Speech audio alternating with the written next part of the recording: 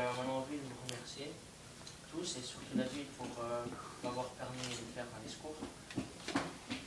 Avant, j'étais pas à l'aise quand j'étais avec David.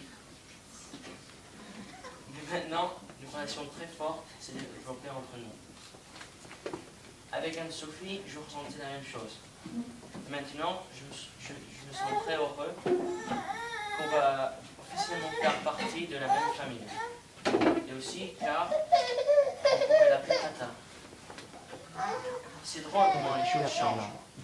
Il y a un an, j'ai cru que Mamie Edmond allait faire la tête à David parce qu'il avait fait un enfant avant de se marier.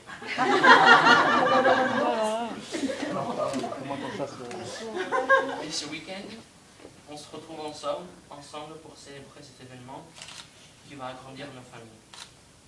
Il faut que je dise que j'oublierai jamais la fois où David a oublié sa carte bleue quand il a sorti avec moi Adrien. Je l'ai vu faire ça qu'une fois, et j'en suis sûr que c'est pas là. Ça fait plusieurs fois que ça arrive, celle-là.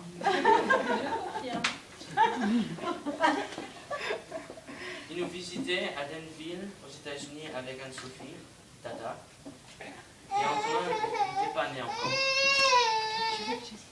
David avait prévu une journée à San Francisco avec Adrien et moi, et pour aller en ville, nous avons décidé de prendre le BART, un système de transport comme le métro. Pour payer des billets, David avait besoin de sa carte bleue, mais bien sûr, il a oublié chez nous. Décidément. Du coup, il a appelé Anso, Tata, qui est resté chez nous parce qu'il était fatigué. Alors, Tata vient à la station de BART avec sa carte bleue de David dans sa main et avec Antonin dans son ventre. T'entends, Antonin? Je me suis dit, ils vont s'y mettre à se crier dessus un sur l'autre. Mais au contraire, Tata arrive face à nous, elle nous fait la bise, elle donne la carte à David et elle lui dit « Fais attention à toi, mon cœur. » Cette phrase m'a impressionné. Quand un mari aussi irresponsable que David, on ne peut pas compter ça.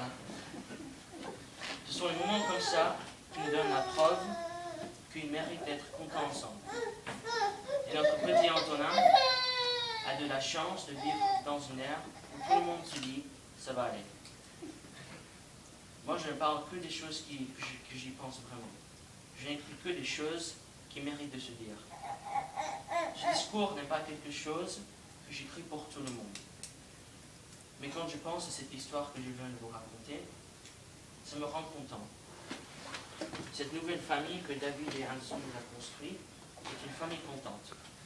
David et Anso, je vous embrasse et plein de gros bisous en train. Merci beaucoup.